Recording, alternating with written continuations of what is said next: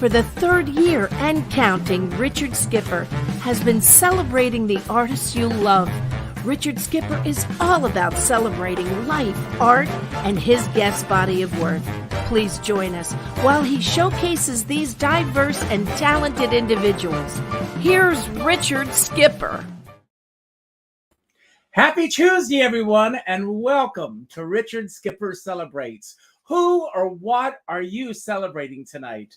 Well, 90 years ago tonight, in Camden, New Jersey, the first drive-in movie appeared. And it's been going strong ever since. Well, not as strong as it was maybe in the 50s and the 60s, but it's still very much there. So not only are we going to be celebrating this incredible piece of Americana, and thank God it's still here, but I also want to say thank God for April Wright, because April Wright has preserved the history of drive-in movie theaters, not only in her great film about drive-in movies, but her sequel, Back to the Drive-In. So early on in COVID, April was on this show. And like any great movie or great appearance, you always deserve a sequel. So consider today the sequel. I'm about to bring April on, but before I bring her on, I'd like you to see the trailer to this amazing film, and then we're going to jump into the history of drive-in movies. If you have questions, comments, suggestions, even if you want to come on camera with us, just let us know. Tonight, it's all about going back to the passion pit. Here it is.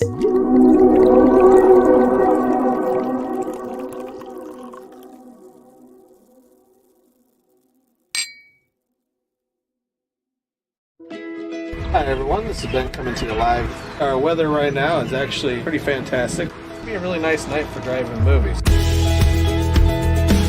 Normally expect 200 to 300, 514, 900 cars. That's a lot of people in here. My buddy says, hey, whatever happened to that drive-in idea? He goes, put it in your backyard. That night, it was like an infusion in me to bring it back, to make it happen. There was something called showmanship. Beer garden is open, he's making white Russians. You're not going to get that on your TV at home. It's all a labor of love. Yeah, we're still in the midst of this uncertainty. Day and date streaming with new movies, is that going to be a permanent thing? Counting what we made today, $5. Biggest problem now is having employees, people to help, barely getting by. And then you get into what the hell's going to happen to me today. This is our current situation. Movies used to mean something, and people used to anticipate their release. Will it survive? I don't know. I thought it would really be fun to spend our retirement at a drive-in. I didn't realize that we would spend our retirements on a drive-in. I think that one of the positives is more people will go to drive-ins that maybe hadn't gone before. I fell in love with it. This is like the best form of entertainment. When the kids get out of the car, the smile on their face, you can't put a price on that. It's memories that people will keep forever. Y'all enjoy the movie.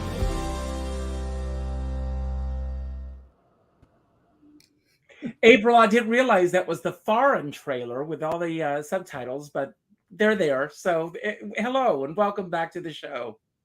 Thanks for having me on this very special day, drive-in day. I'm surprised that I was able to even get you here today. Yeah. Well, actually, that movie you just showed the trailer for, a year ago, I was crazy busy because we played it at a bunch of theaters, drive-in theaters. I had it on 20 different drive-in screens in 17 states for National Drive-In Day a year ago. Now the film's out on VOD and digital, so it's a little less busy for me. But yeah, I'm still celebrating and very excited about drive-in still being here. I love drive-in movie theaters. And I did a little research. I mean, the closest drive-in movie theater to us is the Warwick Drive-In, which is very, I guess it's about 90 minutes from where I live. Did you get to the Warwick Drive-In? I haven't been to the Warwick yet, but one of the drive-ins in my documentary, the Greenville Drive-In, it's in the Catskills area of New York, and they get a lot of people from New York City who drive up to visit the Greenville Drive-In. It's the one that was just shown in the trailer where they also have an attached bar and they do theme nights. So in my film, they were showing The Big Lebowski. They were serving White Russians. They had dude cookies. So it's definitely an experience that's worth the trip. And going the other direction, the Benji's in Baltimore is not that far from New York City. And there's one on Cape Cod, so depending where people go for their summer trips, you can probably find some drive-ins nearby. Well, like I said before, you've been on the show before. This is actually your third time here on this show, and hopefully third time's a charm. Although the first 2 times were charms for me. I'm actually going to take this jacket off. I literally just came in. I rushed in, got the studio set up. I did an interview in the city this afternoon with Quinn Limley, who, when she's not doing interviews, performs as Rita Hayworth, speaking of movies. Oh, and she's wow. absolutely phenomenal. So that interview is going to be running sometime next month. But I want to get comfortable and summery and get to enjoy you. And I've told you some of the things that we're going to talk about tonight may be repetitive, but some people may be seeing us for the first time. I've mentioned to you in that the very first drive-in movie that I remember seeing when I was 5 years old. My mom and dad got us. We were in our pajamas, and on Highway 501 in Conway, South Carolina, we went and we saw Fireball 500. Now look at this movie poster. This should tell you everything you need to know about my childhood. That looks fantastic. A Frankie and Annette movie. A Frankie and Annette movie. And I fell in love with her, and I've been in love with her ever since. And actually, one of the wonderful things about drive-ins is people don't think about this, but they actually inspired certain genres of film that really did not exist until you had this teenage crowd, predominantly in the 50s and 60s, that went to drive-in movie theaters. So that poster shows everything about that you had beach movies. Beach movies were a big hit with teenagers at the drive-in.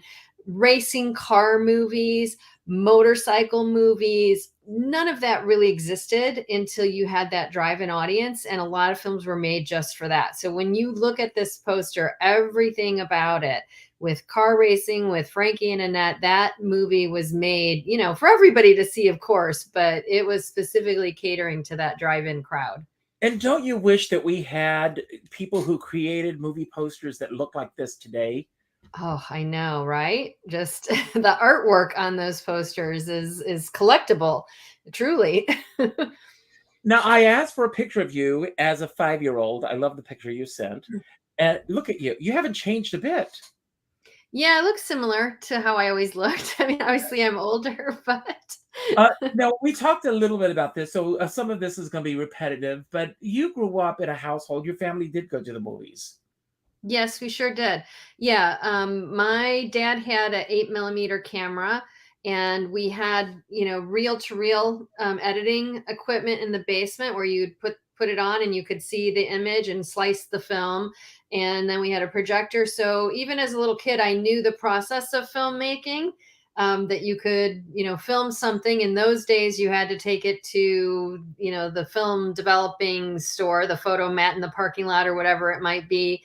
Once you got that back, you could play it on your projector. You could edit it if you want to. So I always had an awareness of that. But both of my parents appreciated films. Both my brother and sister are named after films. I got the month because my mom always wanted to name her first daughter April. But my brother Jordan comes from a film, something about Mr. Jordan. I can't remember the name of it. And my Mr. Jordan. Yeah, so my brother's name is Jordan. And then my sister's name is Rachel from Rachel, another film. Wow. Yes. Yeah. Do they carry the personalities of either of those films with them? I don't know. But yeah, I definitely had parents that both appreciated film and cinema. And then as we got older, my mom would break down films, talk to us about why they were good. She also liked writing. So yeah, I just grew up with a huge appreciation of films, filmmaking, and especially the theatrical experience, going to see films, making it an event to go see a film. And that's why you and I have talked so many times, because the first time we met, we were with Rosie Novelino-Mearns, and we talked about the movie. We love her. She's amazing. People who don't know, she led the committee to save Radio City Music Hall when it was threatened with demolition in the late 70s. And so she appears in that film, which is all about the movie palace, the big grand experiences and what happened to those places. And then I've done 2 about drive-ins, because I do think going to movies can and should be a special event. They're not meant to be watched on your phone, or just in your house. It should be special. And that's why I like things like this. You go to the drive-in, it's a night out, it's an event. The movie is just a small fraction of it. It's funny that you say this. When I was at this taping this afternoon, I was talking to the guy, one of the cameramen, and I told him about going to see Spartacus when they restored it a few years ago, and it was at the Ziegfeld Theater in New York. And I don't know if you ever went to the Ziegfeld Theater, but the Ziegfeld Theater it's now a ballroom, but it was an old movie theater. Yeah. And it was spectacular. Because the way that they, even before the film started, with the way that it was done, you see these spectacular sunrises behind the curtains. The curtains actually opened, and it was an event going to see this. And I remember there was an intermission, and during intermission, this woman sitting in front of me said, "I cannot wait for this to come out on DVD," or I think she said VHS. Right. And I'm thinking, you're missing the point. These films are, and I want to, I love the fact that Fathom Events and TCM are giving these classic films a chance to be seen the way that the filmmakers intended for them to be seen. Yes. And I live in Los Angeles, you're in New York, but I think most of the major cities across the country, people who are cinephiles, who are into films and film history, I always seek out events like that. For example, just a few days ago, here through the Los Angeles Conservancy, it's called, they do a program called Last Remaining Seats. And so I went and saw Bruce Lee Enter the Dragon at a huge Orpheum Theater movie palace. And it was amazing. And on Saturday, I'm going to the Los Angeles Movie Palace to see the original Planet of the Apes. And, obviously I've seen Planet of the Apes many times, but have I seen it in a big movie palace the way that everybody would have seen it in 1968, in the days preceding the multiplex? You would have seen that film only in places like that. And I'm very excited to have that experience. But don't you find, April, that when you go to see these classic films, at least it's been my experience, that the people that actually go to these older films, these classic films, have an appreciation for films such as you do, and there's a respect also. So everyone's there in a collective. It's not like, with all due respect, theater going to, whether you go to see live theater or going to a movie nowadays, is not the most pleasant experience in the world, because people have their phones out, people are talking to, during the film, people are running back and forth to the concession stand. I find that when I go to see these classic films, that's not happening. Right. And I think a lot of it, I see a lot of younger generation people that also have appreciation of that as well. And so, yes, I seek out those experiences, and I think it applies to drive-ins just as much. Most drive-ins do play first-run movies, but a lot of them do retro nights. So you might have a chance to see E.T. on the big screen, or the original Ghostbusters, things that maybe you've only seen on television, and you finally get a chance to go see it at a cool old theater or at a drive-in. People do want those experiences. And I hope that more people are like us and look for opportunities to go have fun like that. Well, I went just a few weeks ago to see Sweet Charity in 70 millimeter. And not only did they show the film as it was originally shown, but they showed the alternate ending, which I had never seen before. I don't know if you've ever seen it. I haven't. But I do have in my Movie Palace documentary, there's huge cutouts, marketing on the Capitol Theater that was in New York City of Shirley MacLaine and Sweet Charity. So I'm sure it played in at least that humongous Movie Palace, which I think the Capitol had 4,000 seats, something tremendous. Not as big as Radio City's 6,000 seats. But it was really a huge theater. And just to, imagine that many people would come out to see a movie, and they did. And that's amazing. Yeah. Did you ever see a movie at Radio City Music Hall? No, I have not seen a movie there yet. I've only seen the Christmas spectacular there. I went to see A Star Is Born with Judy Garland and James Mason, the definitive one, for those who don't know, in my opinion.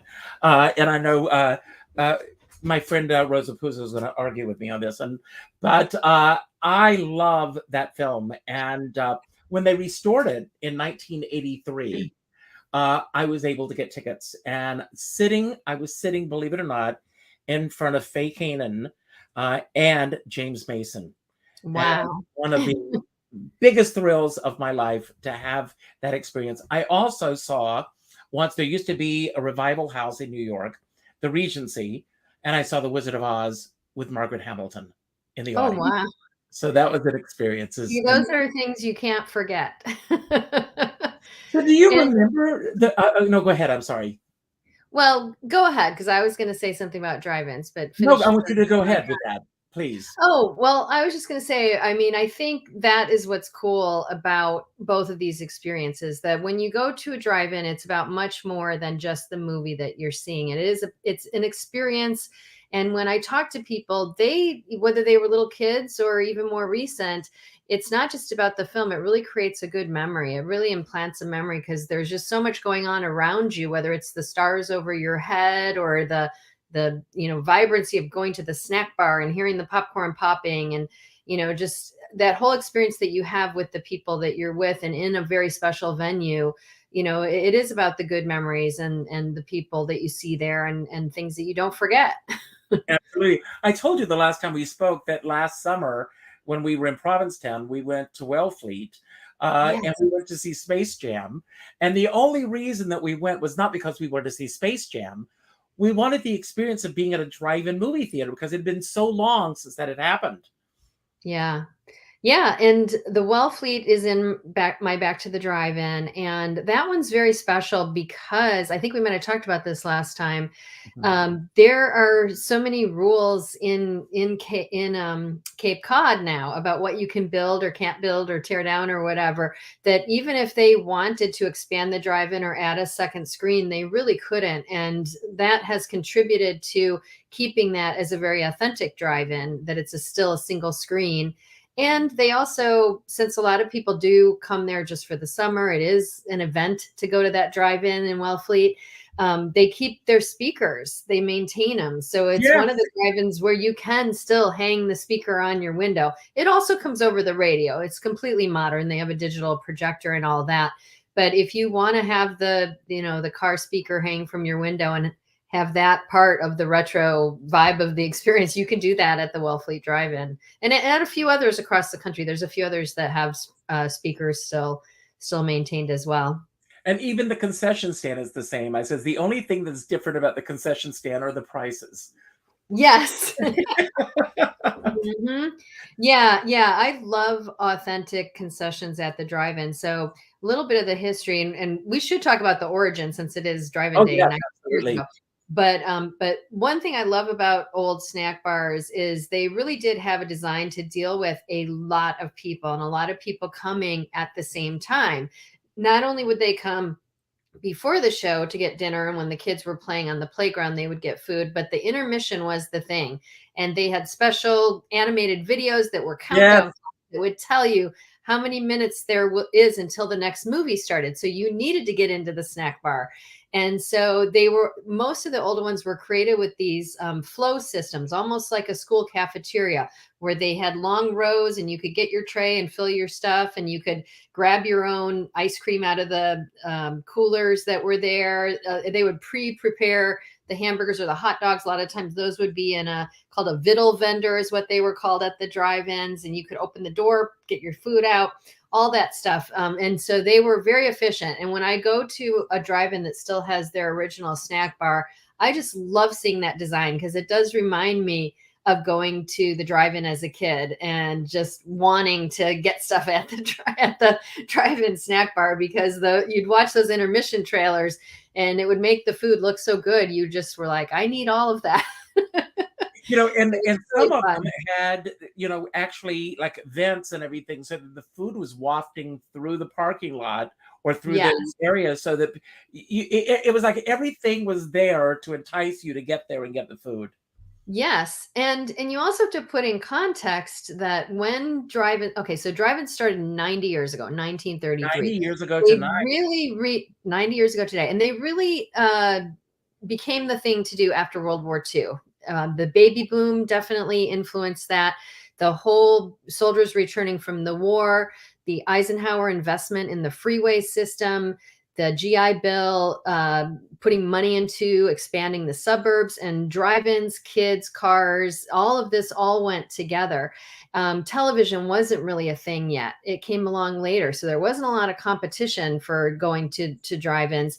And the food was part of it too, because you didn't really have the McDonald's in places like that No, just that's yet. true. They came along a bit, a bit later in the 50s, same kind of era.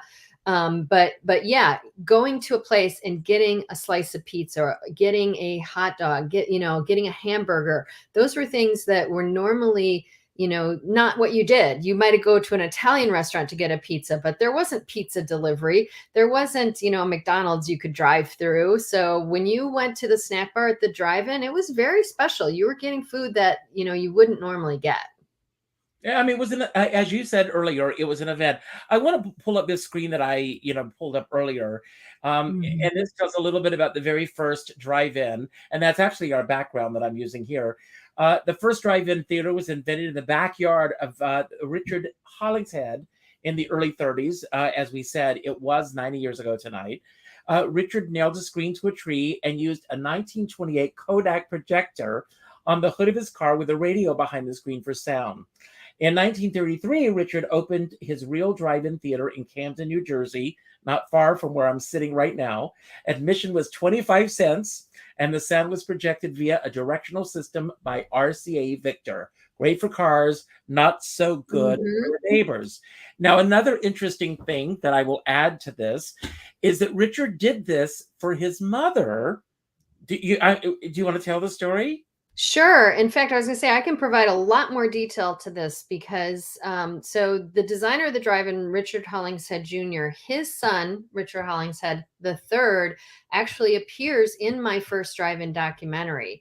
So he told the story firsthand at the drive-in owners convention, and I filmed it. So a couple things that we learned. First off, their family was in the automotive business. So they made car care products. And that is what had them thinking about cars and what they could do with cars, where he came up with the idea. Now, we had always read that he did it for his mother because she was a big woman and couldn't fit into the seats at a regular theater. Now, myself and a lot of people thought big meant a heavy woman. But when we met the son, he said that his grandmother was 6 feet tall. So it wasn't that she was a big or heavy woman. She was literally a tall, big woman. And if she wore a hat, which most likely she did at that time, that wasn't fair to the people behind her. True. Good point about that. So it really was, she wasn't a big heavy set woman. She was just a very tall woman. And the seats, if you've ever been to an old indoor theater that has some of their original seats, they're small, even for somebody like me today. People in general were a lot smaller, I think, in those eras. So he explained that. And yes, he was there when he put the sheet up, between the trees, and he experimented for a while. And the other aspect of this is that he literally patented it. So you can find the patent drawings for the first drive-in, and it did have a design as a theater. The ramp car system was part of it.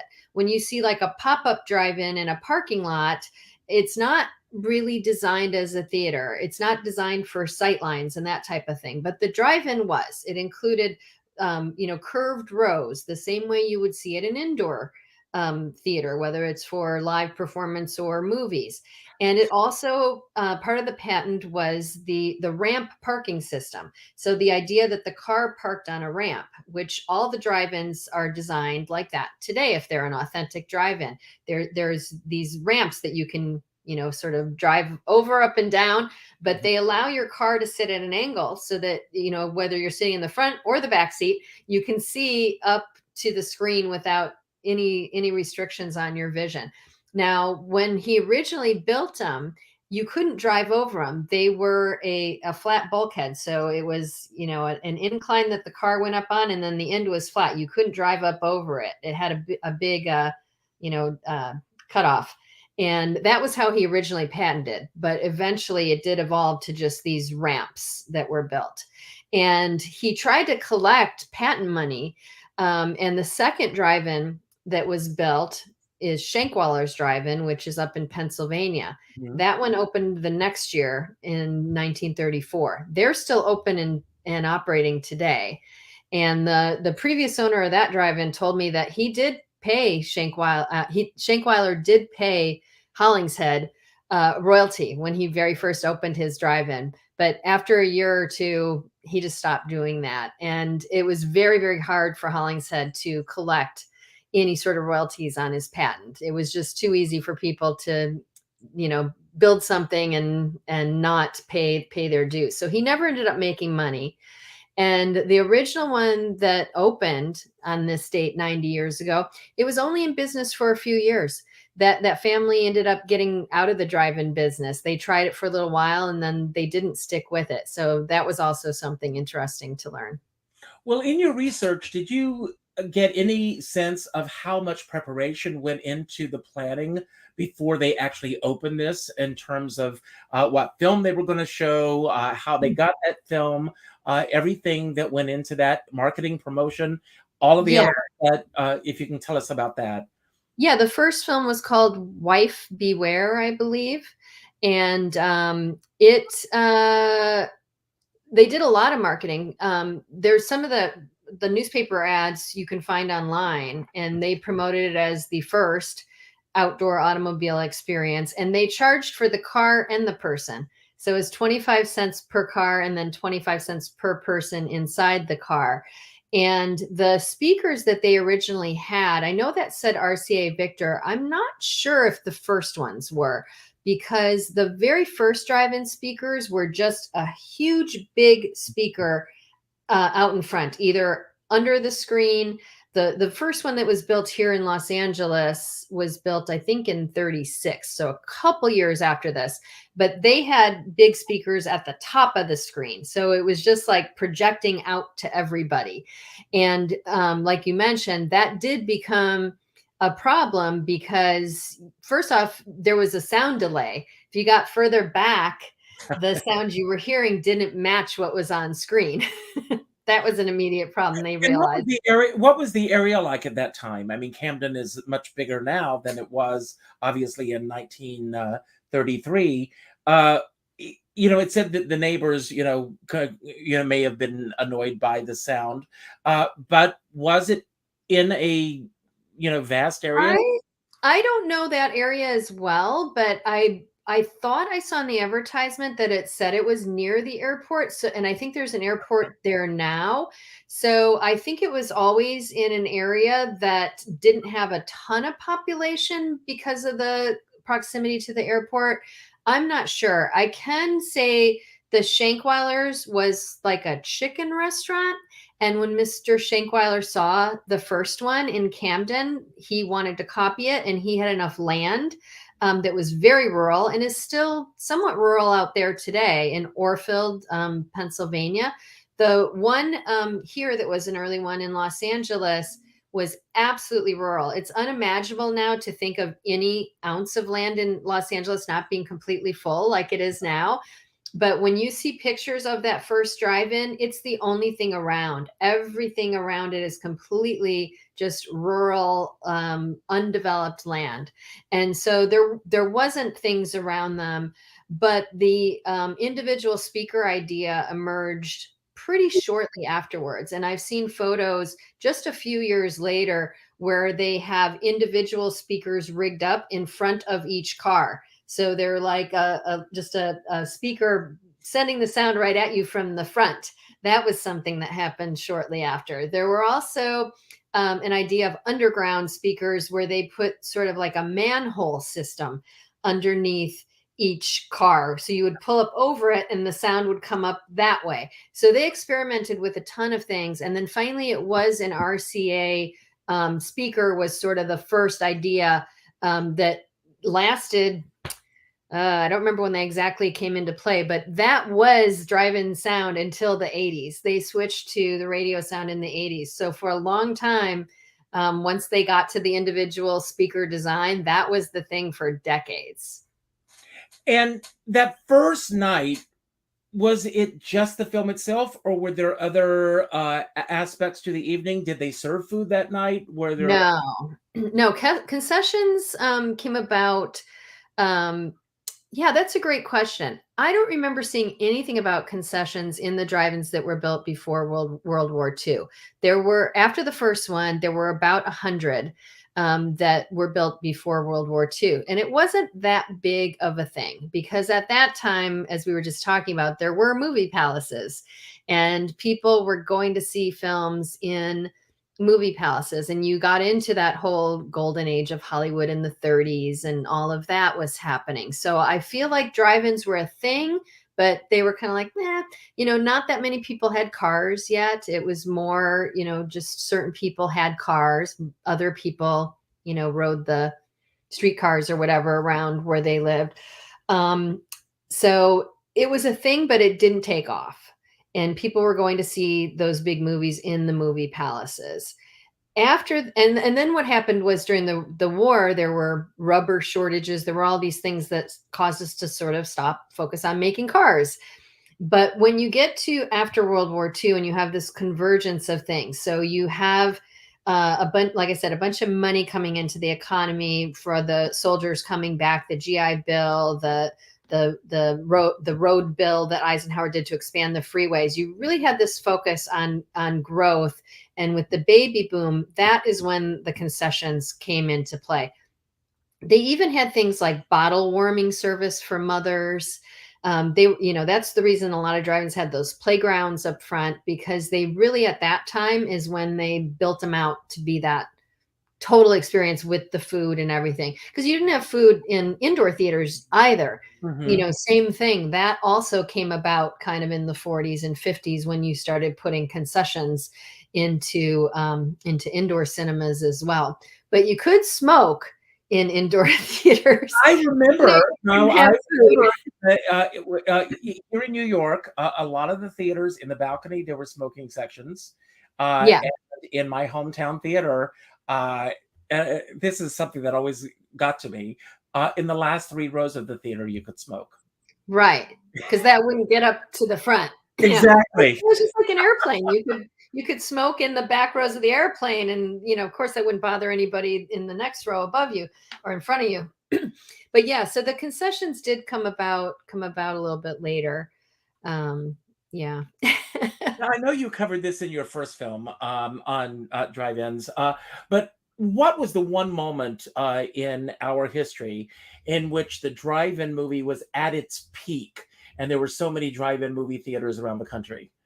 Yeah, so continuing that chronology, so the first one opened 1933. There were about 100 leading up to World War II.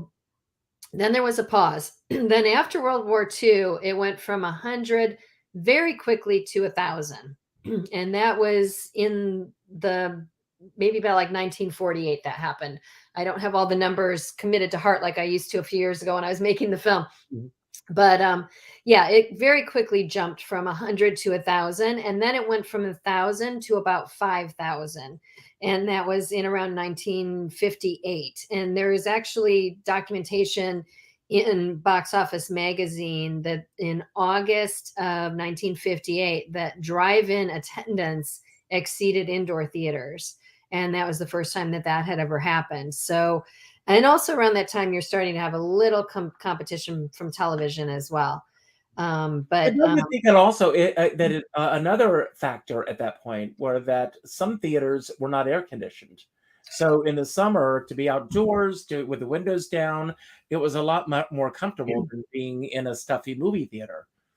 Very much so. The indoor theaters, they didn't have air conditioning. They started having something called air cooling.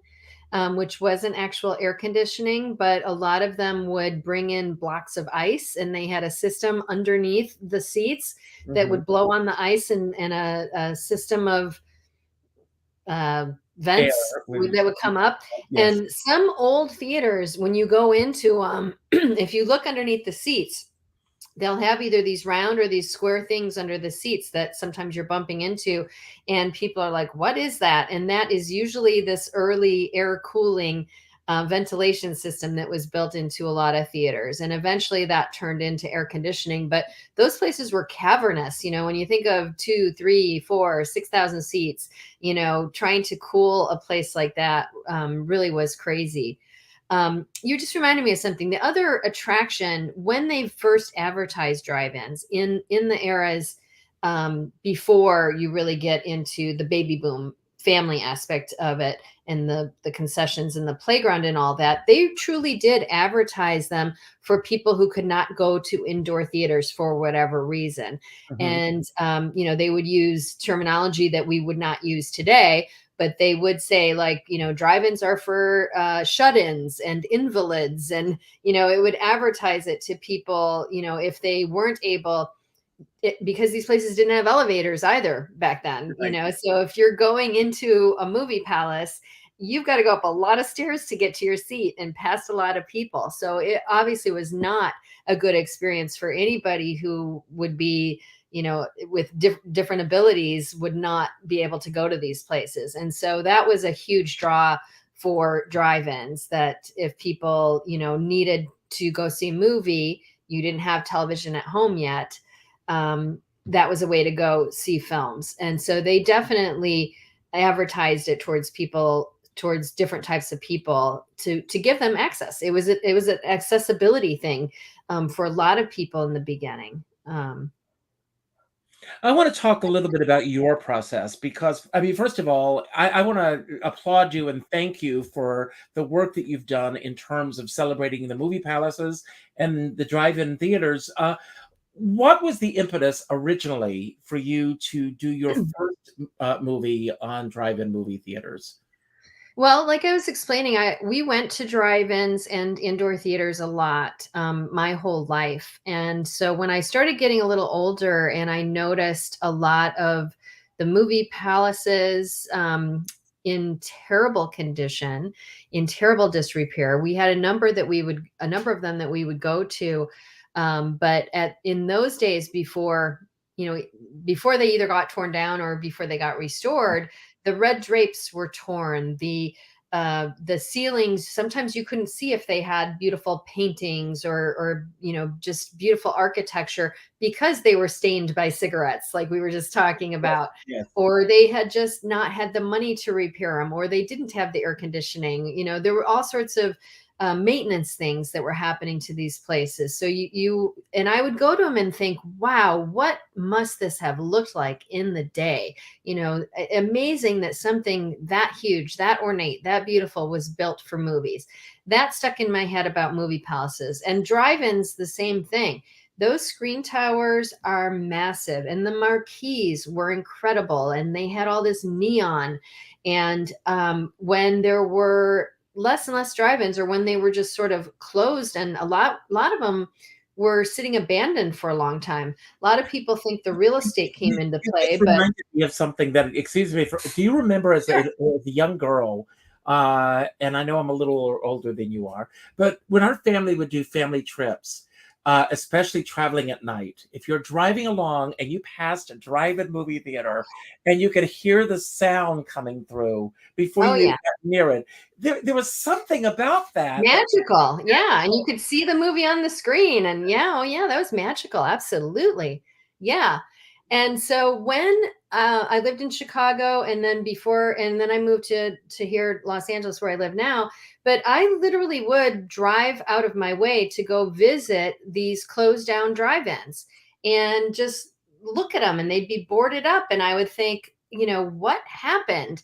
And I had heard real estate, but that couldn't be true, because for a long time, not the only reason, put it that way. It was a factor, but it wasn't the only factor. And when you watch my film, you'll see there's a whole bunch of things that happened at once that caused their demise. kind of like a whole bunch of things happened at once after World War II to make them the big thing that they were. But I would go visit them and just look at them and think, what would this have looked like in its heyday? Look at the design of this, the architecture. In some cases, the screen towers had housing inside them. How cool would that have been to live inside a drive-in screen? There were, the marquees, the fonts they used, the colors, the design, it was just amazing. A lot of those marquees are so big. When you walk up to them, you're just like, they're the size of a house in some cases. They're huge.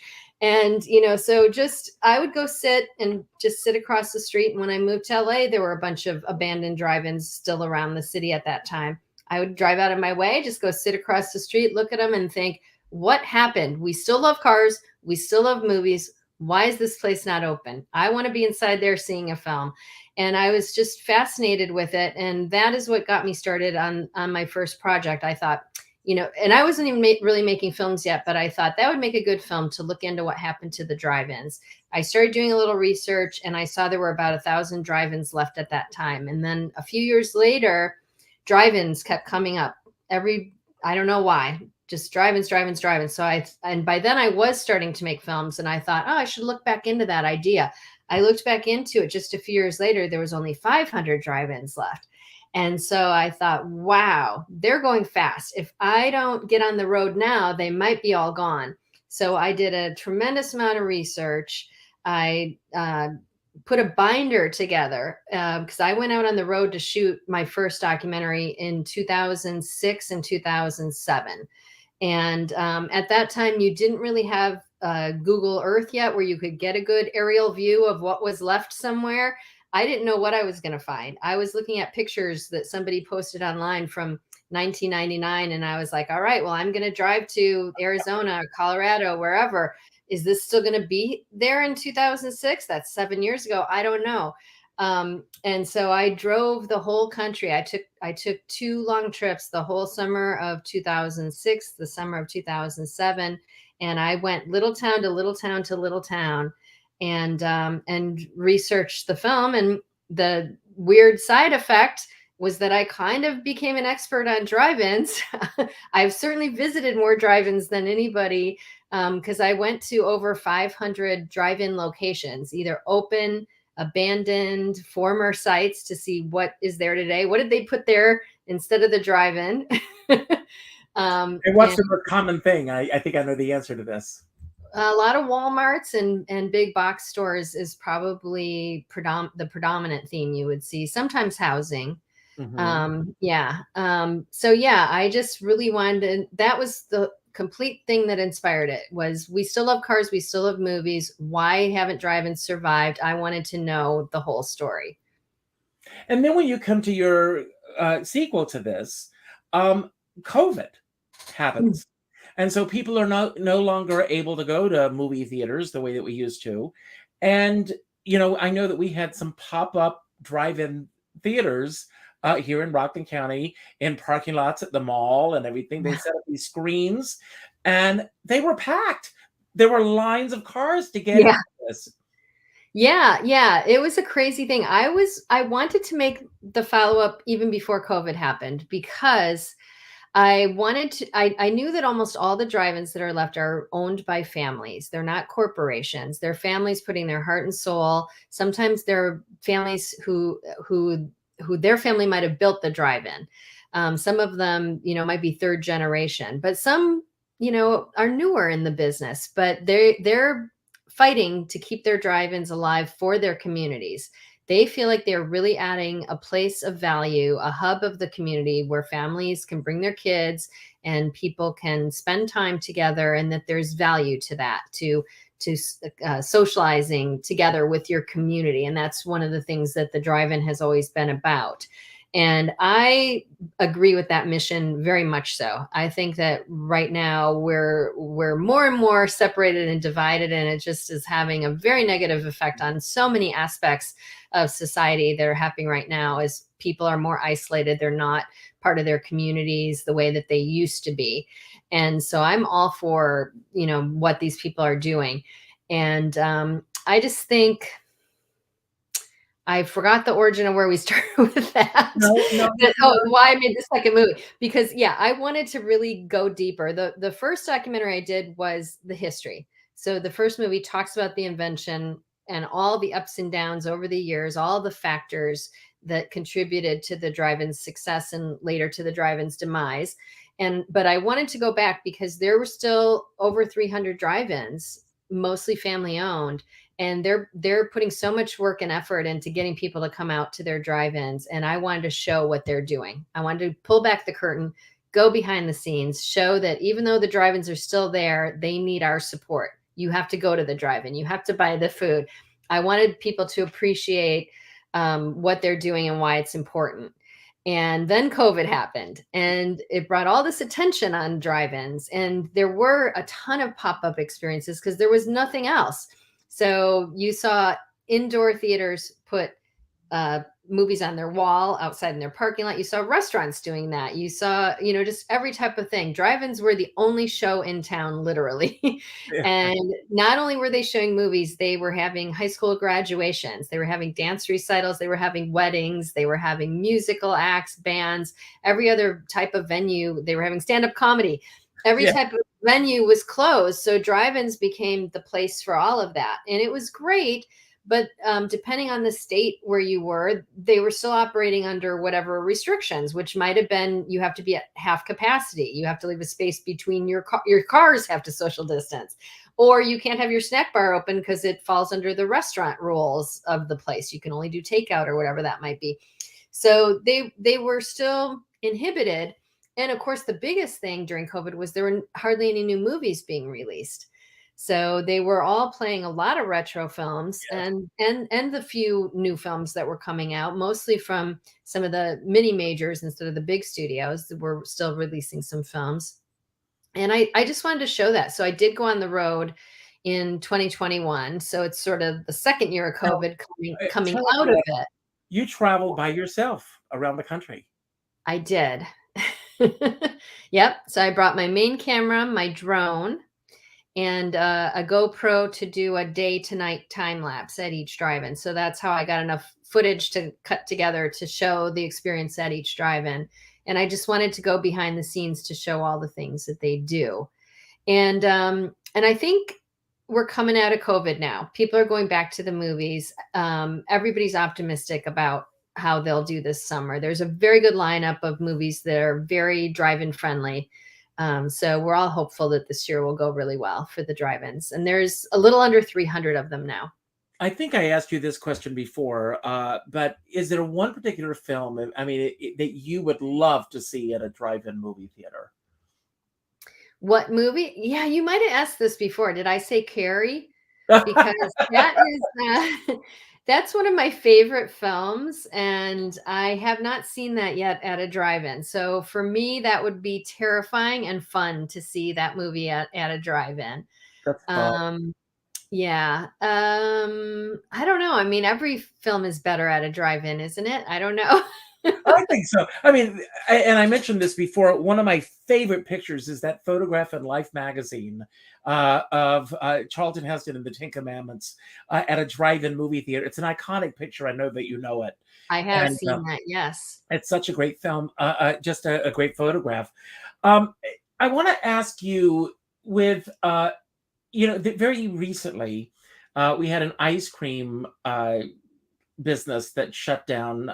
They closed after being in business since 1935, and the latest generation of the family, because like these drive-in movie theaters, they no longer have the interest that their preceding what's the word, ancestors, I guess, had with it. In your research, did you find that sometimes happens, that they just lose interest with this? I know that some people hold on to these for the nostalgic aspect of it. I still love to go to a drive-in movie theater because of these memories that it evokes from my childhood. And I think that a lot of people do still love to do these things for those reasons. But do you find that that's an aspect of why we're losing some of these theaters as well? Yeah, I think it absolutely is. What I've seen in drive-ins is sometimes it does go in the family generation to generation. There's a number of drive-ins operating now where it has skipped a generation. So the person who owned it originally, their children have no interest in the drive-in, but then it's the grandchildren that take it over. There's the Boulevard in Kansas City is that way. The grandson of the original is operating it now. Same thing at the 99W outside of Oregon, outside of Portland, Oregon. So there's a couple examples of that. The other thing that a number of them will do if they don't have a direct, kid or grandkid is they have a longtime employee who they will work out the financials for them to take it over. And there's a number of drive-ins that are under that situation where they're changing hands to a long-term employee, or the person who's operating it now owns and runs the drive-in now because they were once an employee there. So they kind of become part of the family and take it over, just not a blood part of the family, and take it over. But yeah, that's very much a big piece of it. And it's kind of interesting because these families started the drive-ins, and then it's like they did well enough for their kids to go to college to get different careers so that they're on different paths where they don't want to come back and run the family business. So it's like their success leads to their demise in a way. But yeah, I think where either employees can take it over, or somebody in the family, or just somebody who is interested in operating a drive-in. The Shankweilers, the man that was running it, I believe he was an employee who took it over, and then he just sold it to a younger couple last year. And they just love drive-ins. They had a pop-up drive-in business, and they bought not just an authentic drive-in, but the oldest still operating drive-in.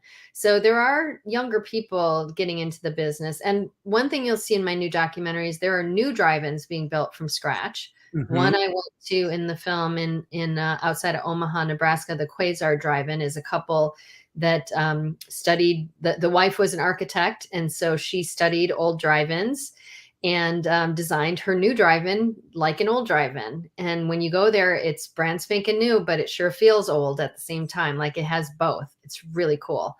And there's a few that we call them footprints in the business when they are sitting there where the layout is still there. The ramps are still there. In some cases, some of it might still be there, some of the structures. But near us, yes. But yeah, if you have a footprint can always come back. And a number of those have come back around the country in the last few years. So, you never know. So when you were making this movie, and I'm speaking specifically, either of the two films, did you have a specific aha moment for you that stands out above all others as to, this is why it's very important that these two films be made? Yeah. Okay. So the first one, like I said, I did as much research as I could and started getting out on the road. And I wanted to be very thorough, which is part of why I called it the definitive story of the American drive-in movie, because I wanted to cover every aspect. And I did travel to almost every state. Alaska is the only state I have not been to yet. They did have drive-ins there. I still need to get there.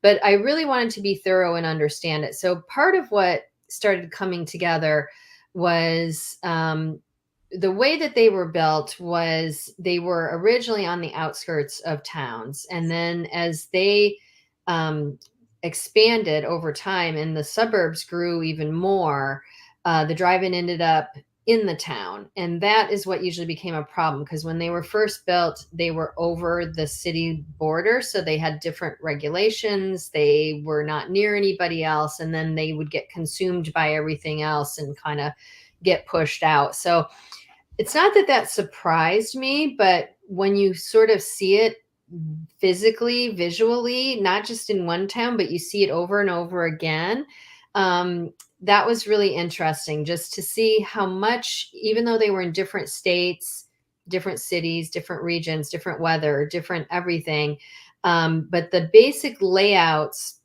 of towns in the US and where the drive-in fit into that, I would get to towns and you could see there was like an XY axis. Like here's a main road running through here that might be the freeway. In some cases it might be a 2-lane freeway, but the street that would connect this town to the other town to the other town. And then there might be another cross street. And I would get to the towns, I'd be like, okay, there's not a documented drive-in, but this town feels big enough to support it. I bet if I go out on, either way on this grid, on this road or on this road, I'm going to find one. And in some cases I did. I did find drive-ins that were not online anywhere, just by sort of knowing. Once I'd been to a few, it was like, I just knew where to look for them. And so I guess what I learned was just all the pieces, all the factors that went into it, and that it really was more complicated. And the fact that drive-ins rose in the 40s, like I said, from about 100 to, 5,000. And then they really stuck around from the 40s to the 80s. And then they had a really big decline because of a bunch of other factors. So it wasn't like they were big and then they just tapered off over time. It was like they were big, they held really good for 40 years. So it was like, they went up, they went down. It's more a map like that. I didn't know that when I started. So that was a big deal for me. And actually, similarly, making the new movie, I thought I would find all different things, because I intentionally, I only went to 11 drive-ins to focus on in this film, but I tried to make them as diverse as I could in terms of different factors. So by diverse, I mean, I went to rural places, I went to cities, I went to single screen drive-ins, I went to 9-screen drive-ins, I went to brand new drive-ins. I went to ones that had been there for, 60, 70 years. I went to ones that, were in families forever, ones that were newer people in the business, like just every factor I could think of to get to different types of drive-ins.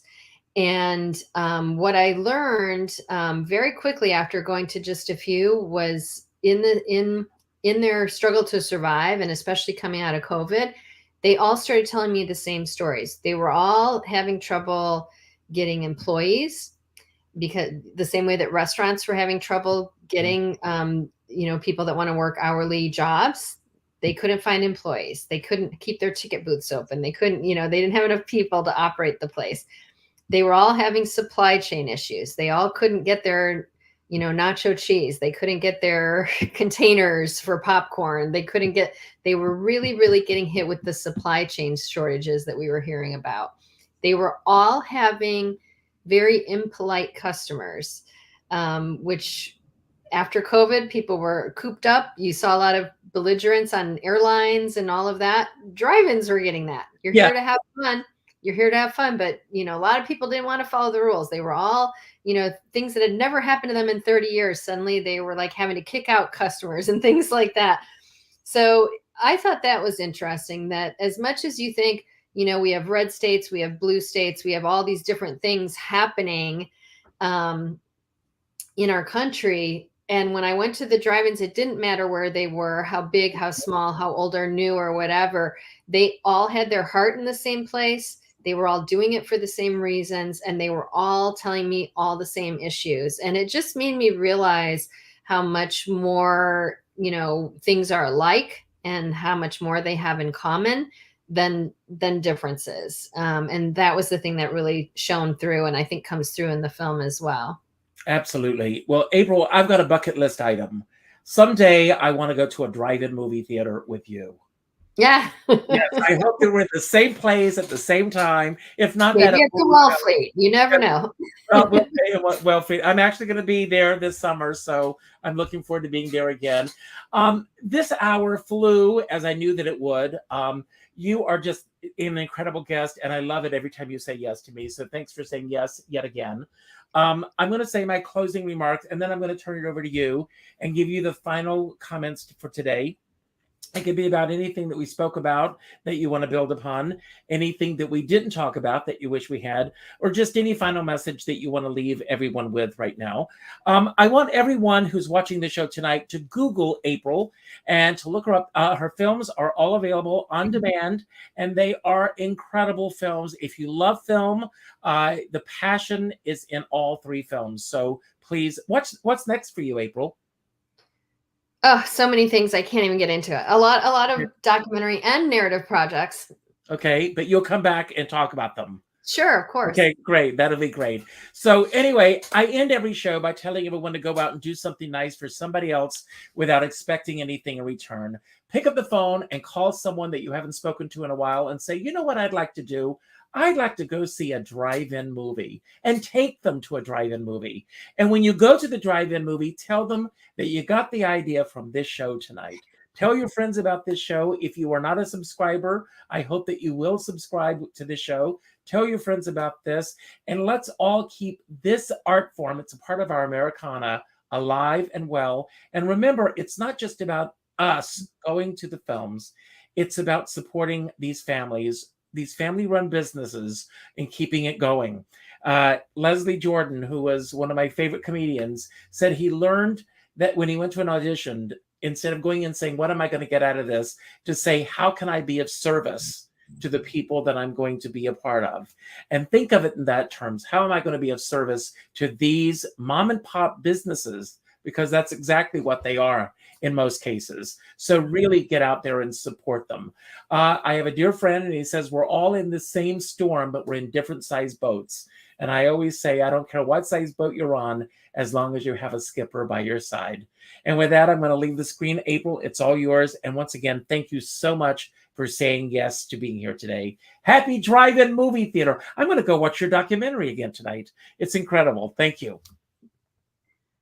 Thank you. Well, thank you for having me on your show. It's always a delight. You ask wonderful questions, and especially today to celebrate National Drive-In Day. You know, who would think that a crazy invention like a drive-in would still be around 90 years later, that we're celebrating 90 years of it? I bet a lot of the technologies and things that we're doing today are not going to last for 90 years. So do your research, find where the drive-ins are. Maybe you're traveling this summer, and go visit a drive-in and enjoy that experience. And that's all I have to say. Happy Drive-In Day.